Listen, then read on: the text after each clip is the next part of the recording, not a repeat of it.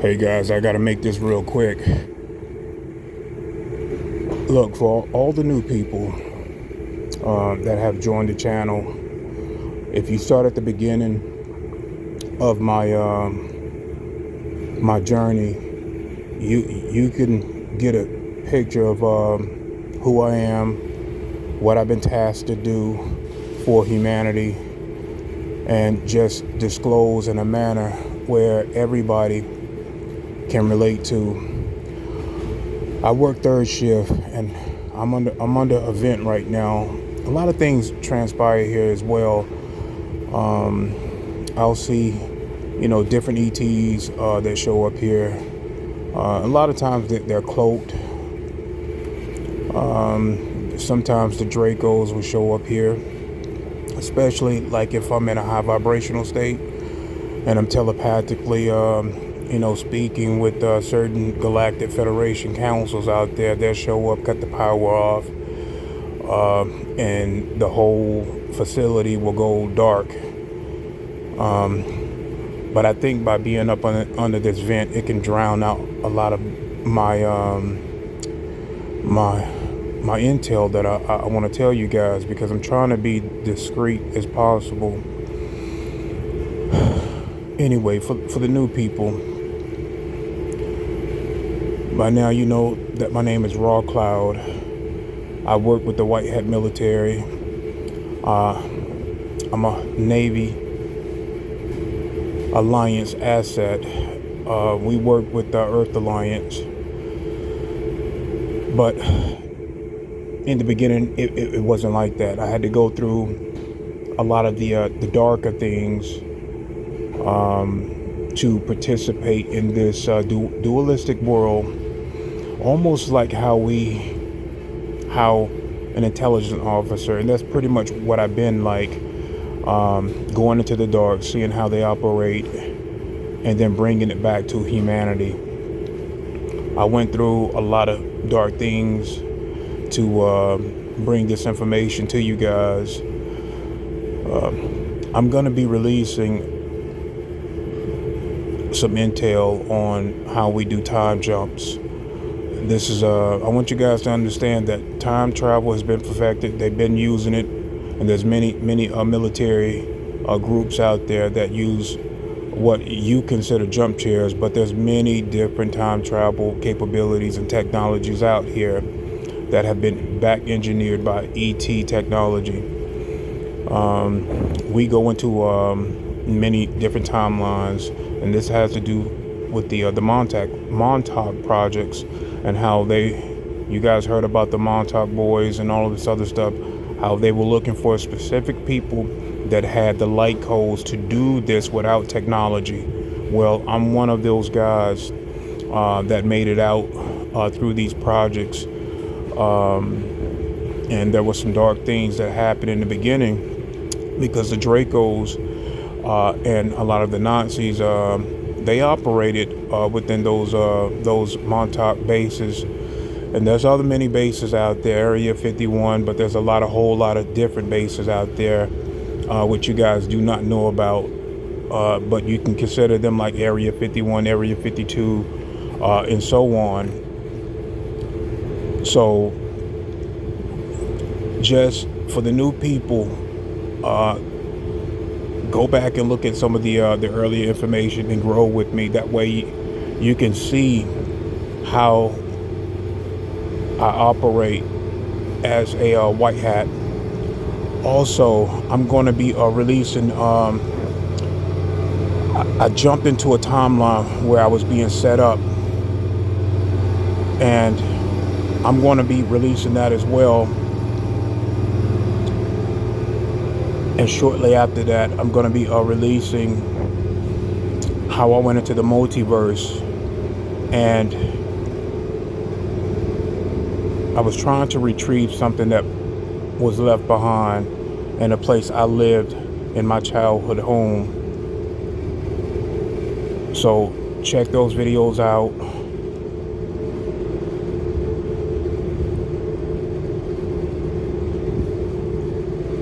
Look, I'm trying to be careful as possible while I'm here. Like I said, I'm at work and I'm working third shift, and there are people that walk around. So you guys remember the Men in Black movie, right? Well, a lot of that stuff is true as well. Do you remember those beings, those stick figure beings, the ones that was drinking coffee and spoke to Will Smith? Well, those beings are real. They are real. A few years ago, maybe I can't really recall how many years ago, but it's up on my YouTube channel where I did a 20 and back with these beings, and we went into a slave colony. This was a slave colony that these beings, they're like some sort of insectoid beings, but they're a lot taller than the ones that they show in Men in Black. They look like stick insectoids. You remember the insectoids that we have here? They're like stick. They're like sticks on a tree. You can't really see them not unless they begin to move. But if you go back in the Men in Black movie, I think it's the first one. These beings were drinking coffee. They were drinking coffee, and like I said, they spoke to Will Smith in that movie. But in what they were doing when they came here, this was many years back. They went into poor neighborhoods. They landed their ship. And they began to take people onto their ship. Before you can get on their ship, you couldn't just walk on their ships because of the toxins that we had in our body. They made us puke this toxin out. They had some sort of technology or something that they made us take, and so with me, I started puking this paste. It looked almost like a paste, but it was toxins that we eat from the food here. You got to be pure. Your body has to be pure before you get on this ship. But this was one of the slave colonies that I went into, and then back then I was a lot younger when this happened. A lot of this stuff is going on and people have no idea because they know how to take you and bring you back. You go into these slave colonies and then they return you. You work under all of these things, and then they wipe your mind. But look, I got to get back to work. Just know that the white hats, we're doing all we can to bring disclosure about and help liberate Earth. The one thing I can tell you guys is to move away from the government structure, because no matter who they put in, eventually, whether they want to help humanity or not, they get compromised or they get threatened. You guys have to wake up and start looking at Earth as being like in a Star Wars scenario. Disclosure must come about in order for you guys to really understand what is going on here on Earth. So anyway, guys, trying to be careful of what I say, and I'm keeping my voice low. Anyway, I got to get back. I love, honor, and respect all of you. Have a good night. Hello, everybody. Welcome back to my channel. This is Raw Cloud. Today, I wanted to, give you guys some. Well, that was something that happened where I ended up in prison, and I'm in this cafeteria. I'm the only one in this cafeteria, and I really don't understand why I was put in prison. Well, as I'm pondering on why why am I there? A young black boy in a prison suit, he come in, he was looking at me all sinister, and then another one, and then another one. So there's three guys, three young boys. All three of them are black young men. They looked like they were from the age of 19, no more than 21 years old. All of them prisoners. So we're in this empty cafeteria. So the first one approached me, and I'm seeing that he has something in his hand, and they are metal forks, like how the silverware that we eat from. And I'm thinking, how did these guys get in here with these forks? So, and one of them had, the first one had, he had two forks in his hand, and he also had another fork taped on his shoulder. It was taped down. And I know what this is. I know that these guys are coming to try to eliminate me.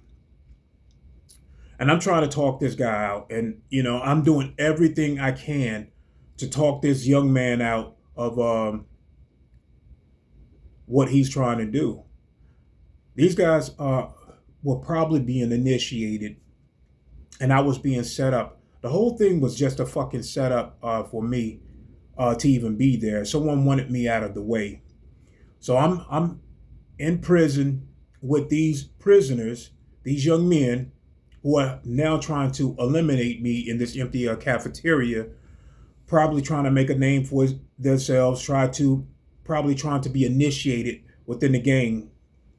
So I'm contemplating everything, and we're trained to assess everything extremely fast, dealing with how we are trained in the military. And I'm trying to talk this guy down. I'm trying to talk him down, and there was no talking him down. So whoever sent this guy there, these three young men to eliminate me, pretty much take me out of the picture, it was done from behind the scene. This had to be the government. I took this guy out. It was either going to be me or him. I didn't want to. I picked this guy up. I picked him up, and I crashed him down on the ground extremely hard, putting him in a critical condition. I did the same thing with these two other guys. Now, the last guy, we're fighting in between there's chairs there, and there's a table, in between the aisle. I'm fighting this guy in between, the last one in between the aisle. And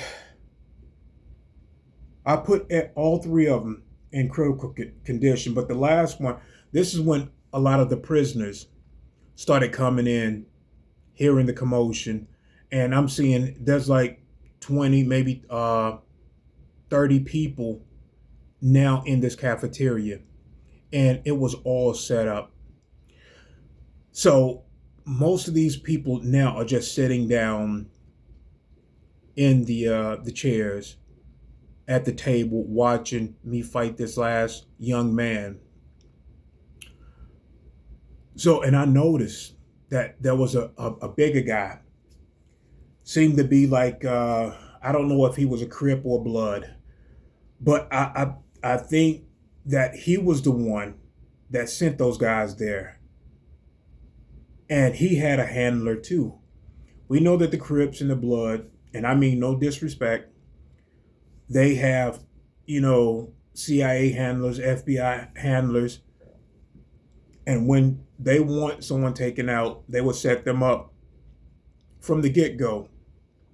There's a lot of people right now in prison and haven't done a damn thing. It was all set up. And I figure the same thing happened to me within that scenario where I'm in a place that I should not be, and now fighting for my life. So I had to take out those three young men. The last guy was either a Crip or Blood. He had tattoos on his face. He was sitting down, and it pissed me off. It really pissed me off that I had to do this, but I had no choice. So I went up to this. This is I don't know which one it was, but he had to be a Crip or Blood. I went up to this guy, this fat fucker, that was sitting down in a chair. He was, smiling, laughing, as I'm taking out the last fucking guy, and I walk up to him and I picked this fat ass up and I just tossed him up in the air, like rolled him around in the air, and I crashed him down as well on the ground. So when I get out of there, I'm contemplating everything that happened. Me being forced to do this, and I did everything I could. I tried to talk as nice as I could to this guy, but and these guys don't even know that you're not gonna be any match for a super soldier. Now I did have some empathy, but I didn't have much when it came to it was gonna be my life or their life. I didn't kill them, hopefully, but they didn't get up off the ground. They absolutely did not get up off the ground, and I made sure that that Crip or that Blood, whoever it was, trying to initiate these guys to do that, to eliminate me, he didn't get up either. This also go into some news that I want to talk to you guys about. Now, you guys know that most prisons have underground bases leading to military facilities, and these are like my lab projects. So let me explain to you what goes on within these prisons, especially dealing with the military. And these are deep state military, my labs, and these corporations under it's under an umbrella because they're genetically modifying these prisoners. But before they even do that, most prisoners that go down there meet with someone and they enter an agreement for these experiments to take place. So you may get a lesser sentence depending on what they want to do and what type of agreement. You may get a lesser sentence, or if you have a life sentence and you work with them, you may have a life where you're protected all the time while you're in prison. You're protected at all costs. You can pretty much do what you want and not get into any further trouble.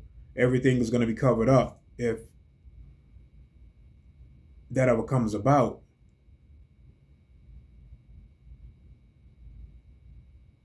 They might even bring females in that prison for you, or you may end up having a room in one of these underground bases if you are in need of a female companion. They do a lot of things for you once you enter into these agreements. And for those that have used to back in the days when you had death sentence, and you go into these agreements, they will actually just put a clone up there, and the clone to be executed, and you would go into these projects and just disappear. You will be genetically modified to go into these military projects, and you will serve under these military ops. You will be trained under these military agreements. There's a lot of things that people really don't know about. Uh, and I just feel like if we tell the truth and give the people the full truth of what goes on from behind the scenes, then, I just feel like it's just the right thing to do. But there's a lot of stuff that goes on, and people just have no idea. So anyway, I just wanted to give you guys that information of what happened. And sometimes, you put in a scenario where you don't want to do something, but you're forced to do something to protect yourself. And I don't feel bad about doing what I have to do to, protect myself at all costs. So anyway, I'm not going to drag this video on. Guys, I love, honor, and respect all of you. Have a good day. Guys, I got to tell you about an experience. It was wild. I loved it. So I went into like the multiverse version of myself. This is one of the few places that you will inquire and see yourself with godlike powers. Just like that time I went into the multiverse where the whole planet, we was like mutants. Um, and my father and I had two other brothers. One of them was jet black, and the other one was like aqua blue. And I was like a metallic type gold humanoid. And in that multiverse, in that time, my father he was like a carpenter and he worked. And in that society, we all were powerful. The whole planet had unique abilities, unique trades, but there was a money system still holding all of these very powerful beings in a caste system. I don't know who created that money system for beings that had godlike powers, but there was a money system. I think there was an archon that started that. Another higher dimensional archon had to have started that money system to keep such powerful beings in control. And and if you think the money system here and people are struggling here, it was way worse there in that multiverse with all of these mutant type people, including myself, and only one of your family members were allowed to work per household. That's how bad it was. Only one, and my father was the one. I did not get to see him, but my two brothers saw how hard it was on my father to provide for three of us, three grown boys. And all of us had unique trades, but we all were carpenters by trade, like my father. Now, this isn't the story. I want you guys to go back and see that. See that the multiverse version of myself. I did that video maybe a year ago. But anyway, in this video, I'm going to talk about the experience I just had where I went into the multiverse, um, and within that timeline, I'm back in my childhood home, the place that I showed you. And in the video, I'm going to show you where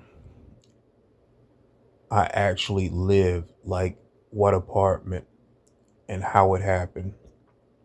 So in that apartment in my childhood home, within the multiverse, there was a family living in that apartment where I grew up. I was there to find something that was in my mother room. My mother passed away. Um, it's gonna be 5 years, August 14th, coming up. This August 14th, it'll be 5 years. So I was there in the multiverse to retrieve something in her room. And I was there looking for it when the new people, well, the guy, he came in and he was like, "What are you doing in here?" I said, "I'm trying to find something very important." And he was like, I got, it was the equivalent of a AK-47. He said it was something else. I can't remember what it was, what type of gun it was. And he was real calm because he knew that I meant no threat to him. And, I showed him, I didn't mean any threat to him. I just wanted to retrieve something that belonged to my mother, something she left, something that was hidden within that apartment that they now have.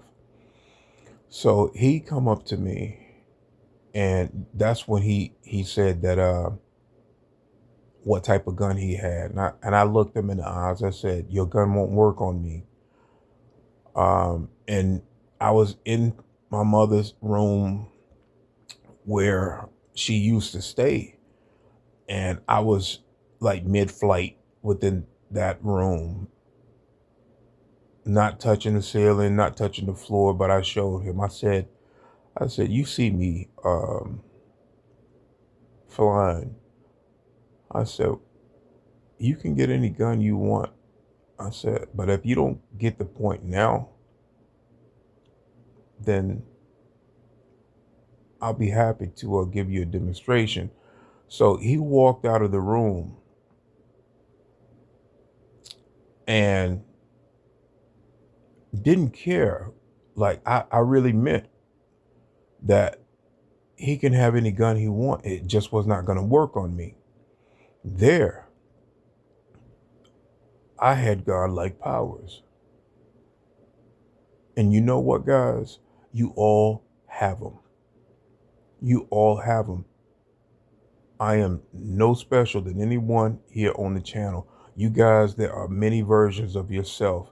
If you can tap into those versions of yourself, you will see. Most of you have already known this, but don't know exactly what that is. You're tapping into another timeline version, another multi-dimensional version of yourself, where you actually have godlike powers.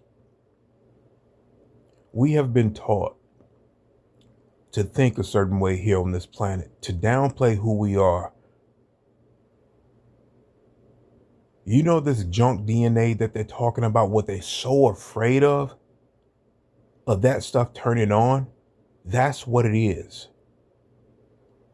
You have 22 genetic strains of all of these ETs that have passed their genetics on to us.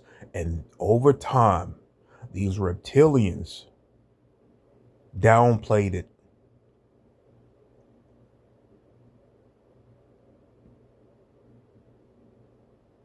And all we have to do, once we go through this solar flare, and that strain, those DNAs get turned on, you watch how powerful you become. And I think that they were showing us, like with the Superman type of character, because way before that, they knew about that. They knew what the sun can do. Superman becomes stronger within the sun. Okay, so over time, they have been genetically modifying our DNA, turning it off. And they use all types of means of doing this over time. You're talking about over hundreds of thousands of years, and we're still strong because our soul remember. But anyway, so as this guy come back into the room, I wanted to give him a demonstration. It didn't matter if he came back into the room with a gun. I wanted him to understand that nothing that he did or could do would affect the outcome of it being in his favor. So when he come back into the room, I grab him by his collar and I pick him up. And there was a fan in the window. Um, you know those fans is meant for the window to keep the room cool. Well, he had that type of fan, and I pick him up by his collar and I crash him through that. I don't mean to laugh, but it's funny, and wasn't there to harm him, but I wanted to give him a demonstration.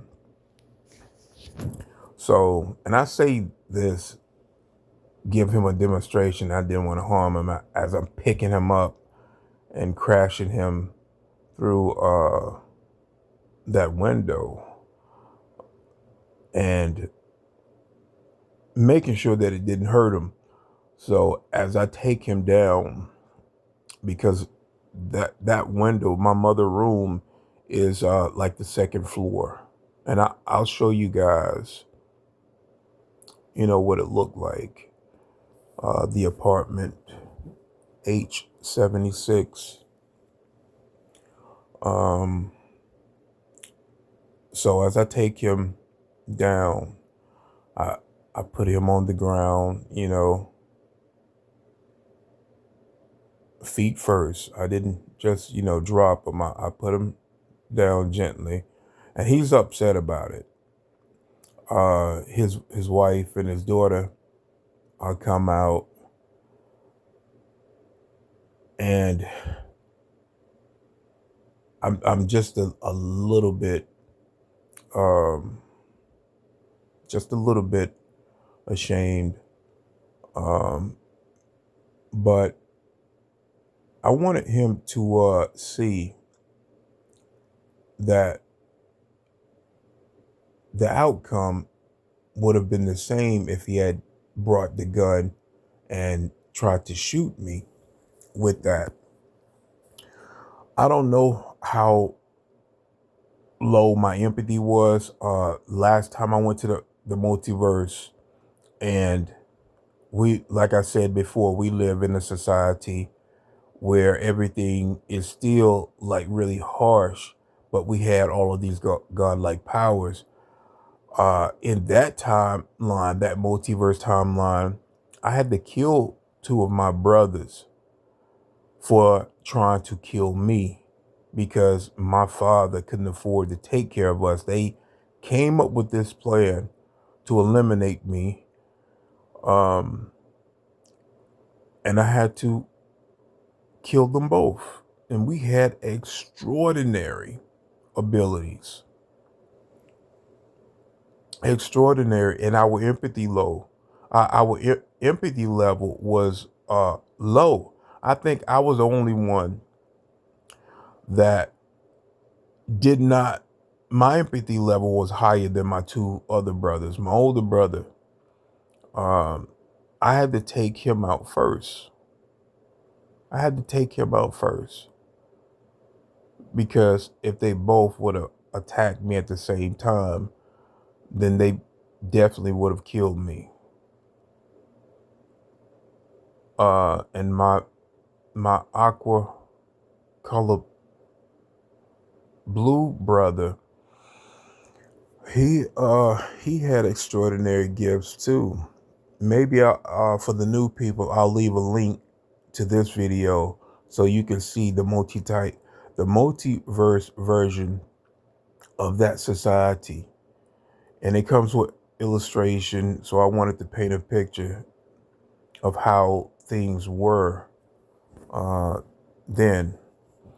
But the this particular YouTuber, I mean, he took it pretty well.